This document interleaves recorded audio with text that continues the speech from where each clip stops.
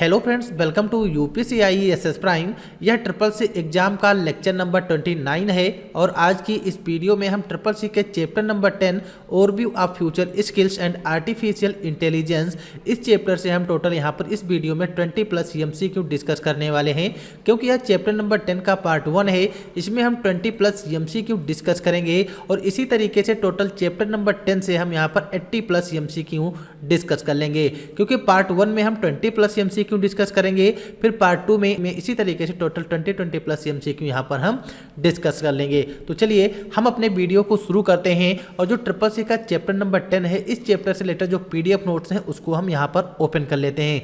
क्योंकि बहुत से स्टूडेंट कमेंट करते हैं कि सर हमें ट्रिपल सी के पीडीएफ नोट्स चाहिए, इनको हम कैसे डाउनलोड करें। तो ऑलरेडी हमने इसका वीडियो अपलोड कर दिया, पहले ही अपलोड किया है, जिसमें हमने देखा जो ट्रिपल सी से रिलेटेड हमारा स्टडी मटेरियल है, इसको कैसे डाउनलोड करना है और इसके जो पीडीएफ नोट्स हैं वो आपको कहां से मिलेंगे। तो इसके जो पीडीएफ नोट्स हैं आपको upciessprime.com इस वेबसाइट पर ट्रिपल सी के पीडीएफ नोट्स आपको मिल जाएंगे और यहाँ पर जो भी पीडीएफ नोट्स हैं बिल्कुल फ्री ऑफ कॉस्ट हैं, आपसे इसका कोई भी चार्ज नहीं लिया जाएगा। यानी कि जो भी video lecture plus PDF note सारा का सारा बिल्कुल फ्री कंटेंट हमारा यहाँ पर प्रोवाइड किया गया है। तो चलिए हम पीडीएफ नोट्स ओपन कर लेते हैं। यहाँ पर हमने ट्रिपल सी का चैप्टर नंबर 10 ओपन कर लिया है और जो चैप्टर नंबर 10 है ये हमारा है overview of future skills and artificial intelligence. अब यहाँ पर जो आर्टिफिशियल इंटेलिजेंस है और ओवरव्यू ऑफ फ्यूचर स्किल्स होता है, तो इन सभी चीज़ों को हमने डिटेल में देखा है कि आर्टिफिशियल इंटेलिजेंस क्या है और इसका यूज क्या होता है। अगर आप लोग ट्रिपल सी की तैयारी कर रहे हो तो आप लोग सबसे पहले ट्रिपल सी का डिटेल सिलेबस कंप्लीट कीजिएगा, फिर उसके बाद ट्रिपल सी के जो चैप्टर वाइज एमसीक्यू हैं वो कंप्लीट कीजिएगा। अगर इस तरीके से आप लोग ट्रिपल सी की तैयारी करोगे तो आपका ट्रिपल सी का जो एग्जाम है अच्छे ग्रेड से क्लियर हो जाएगा। क्योंकि बहुत से स्टूडेंट ऐसे होते हैं, सोचते हैं कि ट्रिपल सी के जो एमसीक्यू हैं उनको कंप्लीट कर लिया जाए और ट्रिपल सी का जो एग्जाम है अच्छे ग्रेड से क्लियर हो जाएगा। तो ऐसा नहीं होता है। जब तक आप लोग ट्रिपल सी का डिटेल सिलेबस कंप्लीट नहीं करोगे तब तक आप लोग कंफ्यूज ही रहोगे कि ये क्वेश्चन कहाँ से आया है। क्योंकि बहुत से स्टूडेंट कंफ्यूज रहते हैं कि जो ट्रिपल सी का एग्जाम होता है इसमें जीके से रिलेटेड एमसीक्यू आते हैं, तो जो ट्रिपल सी का सिलेबस इसमें बाहर से कोई भी क्वेश्चन नहीं आते हैं। क्योंकि आप लोग ट्रिपल सी का पूरा डिटेल सिलेबस कंप्लीट नहीं करते हो। तो सबसे पहले आप लोगों को ट्रिपल सी का डिटेल सिलेबस कंप्लीट करना है, फिर चैप्टर वाइज एमसीक्यू देखना है, तो आप लोग अच्छे से ट्रिपल सी का सिलेबस भी समझ जाओगे और जो आपका एग्जाम होगा अच्छे ग्रेड से क्लियर हो जाएगा। तो चलिए हम अपने वीडियो को शुरू करते हैं और चैप्टर नंबर 10 का पहला क्वेश्चन है जिसमें पूछा गया है इंटरनेट ऑफ थिंग्स यानी कि IoT। जो IoT है इसका full form internet of things है। IoT शब्द का आविष्कार किसने किया? क्योंकि ट्रिपल सी एग्जाम में IoT से रिलेटेड कई क्वेश्चन पूछे जाते हैं। जैसे कि यहाँ पर IoT है, इसका फुल फॉर्म पूछा गया है, तो IoT शब्द जो है इसका फुल फॉर्म होता है इंटरनेट ऑफ थिंग्स। अब इंटरनेट ऑफ थिंग्स है तो थोड़ा हम समझ लेते हैं इंटरनेट ऑफ थिंग्स के बारे में कि IoT है क्या। तो जो IoT है इसका full form internet of things होता है।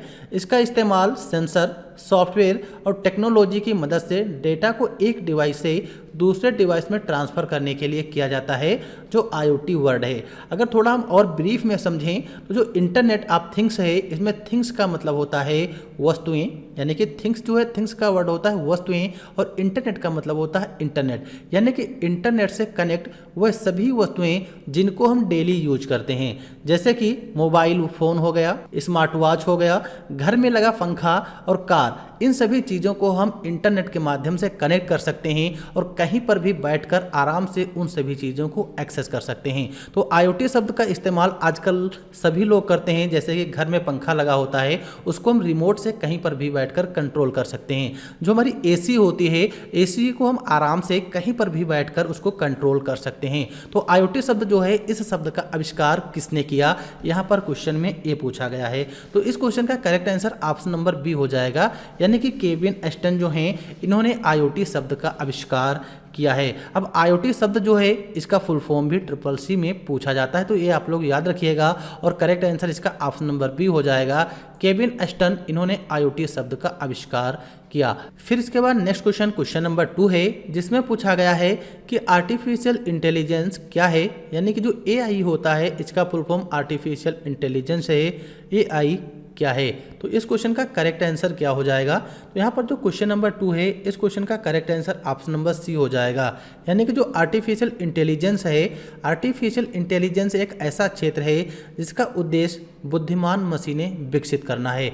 यानी कि एआई जो है इसका काम होता है बुद्धिमान मशीनें विकसित करना। यानी कि जिस तरीके से मानव किसी भी काम को कर सकता है, किसी भी चीज़ के बारे में सोच सकता है, तो आर्टिफिशियल इंटेलिजेंस की सहायता से उन्हीं मशीनों को डिजाइन किया जा रहा है जो भी मशीनें बिल्कुल मानव यानी इंसान की तरीके से सोच सकती हैं और उस काम को कर सकती हैं। तो एआई इसी तरीके से यूज की जा रही है और आजकल ज़्यादातर एआई का ही यूज किया जा रहा है। तो option number C correct answer हो जाएगा। एआई आर्टिफिशियल इंटेलिजेंस एक ऐसा क्षेत्र है जिसका उद्देश्य बुद्धिमान मशीनें विकसित करना होता है।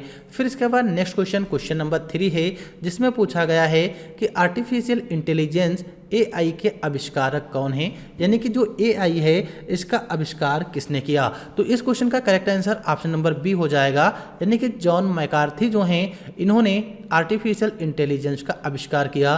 तो option number B correct answer. फिर इसके बाद नेक्स्ट क्वेश्चन नंबर 4 है, जिसमें पूछा गया है कि सेंट्रल नर्वस सिस्टम है जो आईओटी में वैश्विक सेवाओं का ध्यान रखता है। तो इस क्वेश्चन का करेक्ट आंसर क्या हो जाएगा, यानी कि यहाँ पर ऐसा कौन सा लेयर है जो सेंट्रल नर्वस सिस्टम है और आईओटी में जो भी वस्तुएं यूज होती हैं उनका ध्यान रखता है, वैश्विक सेवाओं का ध्यान रखता है। तो इस क्वेश्चन का करेक्ट आंसर क्या हो जाएगा, ऑप्शन नंबर सी, यानी कि जो नेटवर्क लेयर होता है यह सेंट्रल नर्वस सिस्टम है जो आईओटी में वैश्विक सेवाओं का ध्यान रखता है।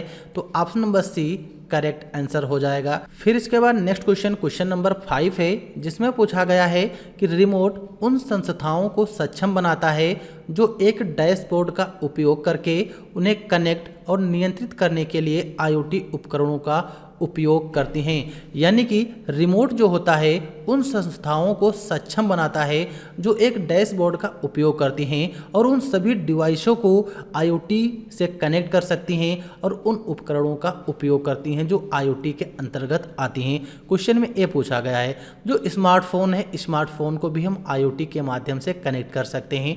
टेबलेट पीसी यानी जो हमारा कंप्यूटर होता है, स्मार्ट वॉच, ये सारी चीज़ें क्या हैं, सारी चीज़ें आईओटी उपकरण का ही उपयोग करती हैं। तो इसलिए इस क्वेश्चन का correct answer option number D हो जाएगा, यानी कि option number D correct answer. फिर इसके बाद नेक्स्ट क्वेश्चन नंबर 6 है, जिसमें पूछा गया है स्वास्थ्य सेवा उद्योग में एआई का उपयोग किस प्रकार से किया जाता है। यानी कि जो हॉस्पिटल वगैरह होते हैं उसमें जो एआई है आर्टिफिशियल इंटेलिजेंस, इसका उपयोग किस प्रकार से किया जाता है। तो निदान, व्यक्तिगत चिकित्सा और दवा खोज के लिए एआई का यूज किया जाता है, या इन्वेंट्री प्रबंधन और लॉजिस्टिक के लिए किया जाता है, या सोशल मीडिया मार्केटिंग के लिए किया जाता है, या फिर रेगिस्तानी मौसम के लिए किया जाता है। तो इस क्वेश्चन का करेक्ट आंसर ऑप्शन नंबर ए हो जाएगा, यानी कि जो एआई है अगर इसका यूज हॉस्पिटल में किया जाएगा तो जाहिर सी बात है कि निदान, व्यक्तिगत चिकित्सा और दवा खोज के लिए ही एआई का स्वास्थ्य विभाग में यूज किया जाता है। तो option number A correct answer हो जाएगा। फिर इसके बाद नेक्स्ट क्वेश्चन नंबर 7 है, जिसमें पूछा गया है कि निम्नलिखित में कौन सी आर्टिफिशियल इंटेलिजेंस की शाखा है। यानी कि यहाँ पर जो 4 विकल्प दिए गए हैं इनमें से आर्टिफिशियल इंटेलिजेंस के अंतर्गत कौन शाखा आती है। तो इस क्वेश्चन का करेक्ट आंसर क्या हो जाएगा, ऑप्शन नंबर ए, यानी कि जो मशीन लर्निंग होती है, मशीन लर्निंग आर्टिफिशियल इंटेलिजेंस के अंतर्गत आती है, क्योंकि आर्टिफिशियल इंटेलिजेंस के अंतर्गत मशीनों को बिल्कुल इंसानों की तरह बनाया जा रहा है। जिस तरीके से इंसान किसी भी बात को समझ सकते हैं, सोच सकते हैं, कर सकते हैं, उसी तरीके से आर्टिफिशियल इंटेलिजेंस के अंतर्गत मशीनों को भी बनाया जा रहा है। तो ऑप्शन नंबर 1 करेक्ट आंसर हो जाएगा, मशीन लर्निंग। फिर इसके बाद नेक्स्ट क्वेश्चन नंबर 8 है, जिसमें पूछा गया है कि HTTP पर MQTT का क्या फ़ायदा है। तो यहाँ पर सबसे पहले हम HTTP और MQTT के बारे में समझ लेते हैं और इसका फुल फॉर्म CCC में पूछा जाता है। तो यहाँ पर जो HTTP है इसका full form hyper text transfer protocol होता है, और यहाँ पर जो MQTT है इसका फुल फॉर्म होता है message क्विकिंग telemetry transport. Message क्विकिंग telemetry transport ये MQTT का फुल फॉर्म होता है।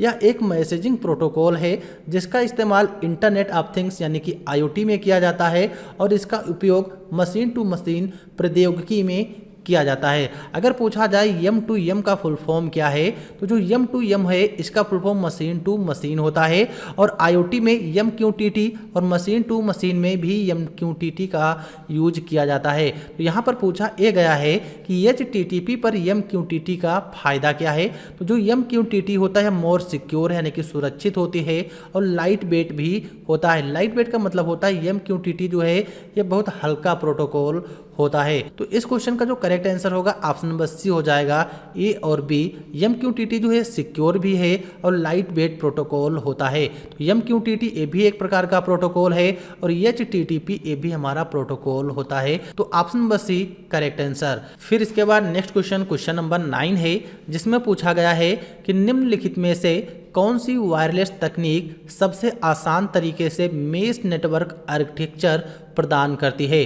तो इस क्वेश्चन का करेक्ट आंसर क्या हो जाएगा, यानी कि ऐसी कौन सी तकनीक है जो सबसे आसान तरीके से मेश नेटवर्क आर्किटेक्चर प्रदान करती है। तो ऑप्शन नंबर ए वाईफाई हो जाएगा, क्योंकि वाईफाई भी हमारी वायरलेस होती है।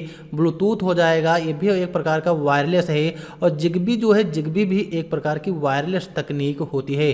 तो इस क्वेश्चन का जो करेक्ट आंसर हो जाएगा ऑप्शन नंबर सी हो जाएगा, क्योंकि जो जिगबी होता है, जिगबी एक ऐसी वायरलेस तकनीक है जो मेश नेटवर्क आर्किटेक्चर प्रदान करती है, यानी कि बनाने के काम में आती है। तो ऑप्शन नंबर सी जिगबी हो जाएगा। फिर इसके बाद नेक्स्ट क्वेश्चन नंबर 10 है, जिसमें पूछा गया है कि निम्नलिखित में से कौन सी आर्टिफिशियल इंटेलिजेंस के लिए आमतौर पर इस्तेमाल की जाने वाली प्रोग्रामिंग भाषा नहीं है। यानी कि यहाँ पर जो 4 विकल्प दिए गए हैं, इनमें से ऐसी कौन सी प्रोग्रामिंग लैंग्वेज है जो आर्टिफिशियल इंटेलिजेंस में यूज नहीं की जाती है। तो इस क्वेश्चन का करेक्ट आंसर क्या हो जाएगा क्वेश्चन नंबर 10 का। तो क्वेश्चन नंबर 10 का करेक्ट आंसर ऑप्शन नंबर ए हो जाएगा, यानी कि जो पेरी प्रोग्रामिंग लैंग्वेज होती है यह आर्टिफिशियल इंटेलिजेंस में यूज नहीं की जाती है। जो जावा हो गई, प्रोलॉग लैंग्वेज हो गई, लिस्प लैंग्वेज हो गई और हमारी पाइथन लैंग्वेज जो होती है, इन सभी लैंग्वेज का यूज आर्टिफिशियल इंटेलिजेंस में किया जाता है।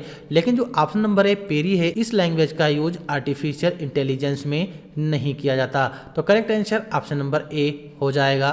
फिर इसके बाद नेक्स्ट क्वेश्चन नंबर 11 है, जिसमें पूछा गया है जिगबी निम्नलिखित में से किस मानक पर आधारित है। यानी कि यहाँ पर जो 4 विकल्प दिए गए हैं, इनमें से जो जिगबी होती है या किस मानक पर आधारित है। तो इस क्वेश्चन का correct answer option number B हो जाएगा, यानी कि IEEE 802.15.4, यानी कि जो यहाँ पर ये मानक दिया गया है, जिगबी हमारा इसी मानक पर आधारित होती है और इसी पर हमारा काम करता है। तो इस क्वेश्चन का correct answer option number B हो जाएगा, जिगबी IEEE 802.15.4 इस मानक पर आधारित होती है। फिर इसके बाद नेक्स्ट क्वेश्चन नंबर 12 है, जिसमें पूछा गया है कि फ्यूचर स्किल पोर्टल की शुरुआत कब हुई। यानी कि जो फ्यूचर स्किल पोर्टल है, इसकी शुरुआत कब की गई। तो इस क्वेश्चन का करेक्ट आंसर क्या हो जाएगा। तो यहाँ पर इस क्वेश्चन का जो करेक्ट आंसर होगा, इसका ऑप्शन नंबर बी हो जाएगा, यानी कि जो फ्यूचर स्किल पोर्टल है, इस पोर्टल की शुरुआत 19 फरवरी 2018 को की गई। तो option number B correct answer. फिर इसके बाद नेक्स्ट क्वेश्चन नंबर 13 है, जिसमें पूछा गया है कि निम्नलिखित में से कौन सा मॉडल सर्वोत्तम सर्विस मॉडल के रूप में जाना जाता है। यानी कि यहाँ पर जो 3 सर्विस मॉडल दिए गए हैं, जैसे कि यहाँ पर पहला है ऑप्शन नंबर ए SaaS, जिसका full form software as a service होता है। यह एक डिस्ट्रीब्यूशन मॉडल है जो कि इंटरनेट में सॉफ्टवेयर एप्लीकेशन को एक सर्विस के रूप में ग्राहक को उपलब्ध कराता है। यहाँ पर जो SaaS है, ये भी हमारा एक प्रकार का सर्विस मॉडल होता है। और यहाँ पर जो AS दिया गया है, AS भी एक प्रकार का सर्विस मॉडल है और इसका जो फुल फॉर्म होता है इंफ्रास्ट्रक्चर एज ए सर्विस, ये AS का फुल फॉर्म है। और ये भी एक ऐसा सर्विस मॉडल है जिसमें कस्टमर को क्लाउड वातावरण में हार्डवेयर नेटवर्किंग तथा स्टोरेज सर्विस इसमें उपलब्ध कराई जाती हैं, जो हमारा AS सर्विस मॉडल होता है। फिर इसके बाद ऑप्शन नंबर सी जो है, यह भी एक प्रकार का सर्विस मॉडल है और इसका जो फुल फॉर्म होता है, पास का full form platform as a service है। यह एक ऐसा सर्विस प्रोवाइडर है जो कि कस्टमर को एक ऐसा प्लेटफॉर्म देता है जिसमें कि वो आसानी से सॉफ्टवेयर एप्लीकेशन को बना सके, मैनेज कर सके तथा उसको डिलीवरी कर सके। तो ये पैस के अंतर्गत आता है। तो यहाँ पर जो 3 हमारे सर्विस मॉडल दिए गए हैं, ये तीनों के तीनों हमारे सर्वोत्तम सर्विस मॉडल होते हैं। तो इसलिए इस क्वेश्चन का correct answer option number D हो जाएगा। फिर इसके बाद नेक्स्ट क्वेश्चन नंबर 14 है, जिसमें पूछा गया है कि IAAS का पूरा नाम क्या है, यानी कि जो एस सर्विस मॉडल होता है इसका फुल फॉर्म क्या है। तो इस क्वेश्चन का करेक्ट आंसर ऑप्शन नंबर ए हो जाएगा, यानी कि इंफ्रास्ट्रक्चर एज ए सर्विस, ये एस का फुल फॉर्म होता है। तो option number A correct answer. फिर इसके बाद नेक्स्ट क्वेश्चन नंबर 15 है, जिसमें पूछा गया है कि आर्टिफिशियल इंटेलिजेंस में शामिल है, यानी कि जो आर्टिफिशियल इंटेलिजेंस है इसमें क्या शामिल है। तो इसमें नॉलेज शामिल होती है या प्लानिंग शामिल होती है। तो इस क्वेश्चन का correct answer option number C हो जाएगा, यानी कि जो आर्टिफिशियल इंटेलिजेंस है इसमें नॉलेज भी शामिल होती है और प्लानिंग भी शामिल होती है। यानी कि आर्टिफिशियल इंटेलिजेंस के अंतर्गत अगर कोई काम करना हो तो उसमें हमको नॉलेज भी होनी चाहिए और एक प्लान भी रेडी करना चाहिए। तो इस क्वेश्चन का correct answer option number C हो जाएगा, यानी कि ए एंड बी। फिर इसके बाद नेक्स्ट क्वेश्चन नंबर 16 है, जिसमें पूछा गया है कि AI क्या है, यानी कि आर्टिफिशियल इंटेलिजेंस है ये क्या होती है। तो इस क्वेश्चन का करेक्ट आंसर क्या हो जाएगा, ऑप्शन नंबर बी हो जाएगा, यानी कि जो आर्टिफिशियल इंटेलिजेंस है लोगों के स्थान पर रोबोट, यानी कि इसका काम ये है जो मशीनें होती हैं मशीनों को इंसानों की भांति बनाना, यानी कि जो रोबोट होते हैं रोबोट इंसान की ही भांति होते हैं, क्योंकि रोबोट मनुष्य के द्वारा जो काम होते हैं वो काम कर सकते हैं। तो लोगों के स्थान पर रोबोट को बनाना ये आर्टिफिशियल इंटेलिजेंस के अंतर्गत आता है। फिर नेक्स्ट क्वेश्चन नंबर 17 है, जिसमें पूछा गया है कि IoT में अधिकतर प्रयोग किया जाने वाला प्रोटोकॉल क्या होता है। तो इसके बारे में तो अभी हमने हाल ही में डिस्कस किया है। जो IoT होता है इसमें हमारा MQTT जो प्रोटोकॉल है इस प्रोटोकॉल का यूज किया जाता है। तो option number B correct answer. फिर इसके बाद नेक्स्ट क्वेश्चन नंबर 18 है, जिसमें पूछा गया है कि IoT एप्लीकेशन में निम्न में से हल्का यानी कि लाइट वेट प्रोटोकॉल उपयोग किया जाता है, यानी कि जो IoT एप्लीकेशन होती हैं इनमें कौन सा प्रोटोकॉल यूज किया जाता है, यानी कि हल्का प्रोटोकॉल कौन सा यूज किया जाता है।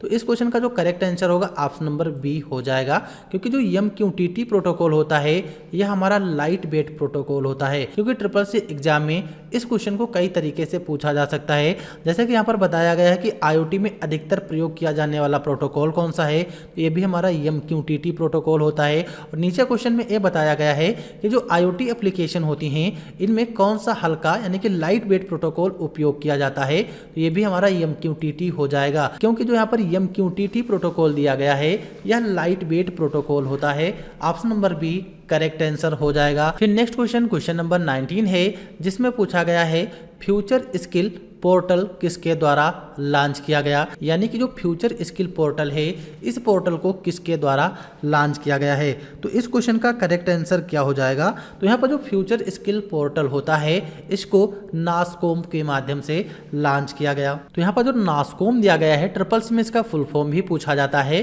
कि नासकॉम का फुल फॉर्म क्या होता है। तो इसका जो फुल फॉर्म होता है national association of software and services companies, यानी कि यहाँ पर जो नासकॉम दिया गया है इसका full form national association of software and services companies होता है। तो फ्यूचर स्किल पोर्टल इसी कंपनी के माध्यम से लॉन्च किया गया, यानी कि नासकॉम कंपनी के माध्यम से। फिर इसके बाद नेक्स्ट क्वेश्चन नंबर 20 है, जिसमें पूछा गया है कि IoT प्रणाली में मुख्य भाग हैं, यानी कि जो IoT है इंटरनेट ऑफ थिंग्स इनमें कौन कौन से भाग होते हैं। इनमें सेंसर का यूज किया जाता है, नेटवर्क कनेक्टिविटी का यूज किया जाता है, डेटा स्टोरेज एप्लीकेशन यानी कि डेटा स्टोर करने के लिए एप्लीकेशन यूज की जाती हैं। तो इस क्वेश्चन का करेक्ट आंसर क्या हो जाएगा, तो इस क्वेश्चन का correct answer option number D हो जाएगा, यानी कि जो IoT होता है IoT इंटरनेट ऑफ थिंग जिसका फुल फॉर्म है इसमें सेंसर भी यूज किए जाते हैं। सेंसर का यूज इसलिए किया जाता है कि चारों तरफ से डेटा को एकत्रित किया जाए सेंसर की सहायता से। इसमें नेटवर्क कनेक्टिविटी का भी यूज किया जाता है, यानी कि इंटरनेट का भी यूज किया जाता है। और इसमें डेटा स्टोर करने के लिए जो हमारे एप्लीकेशन आते हैं उनका भी यूज किया जाता है। तो इस क्वेश्चन का correct answer option number D हो जाएगा।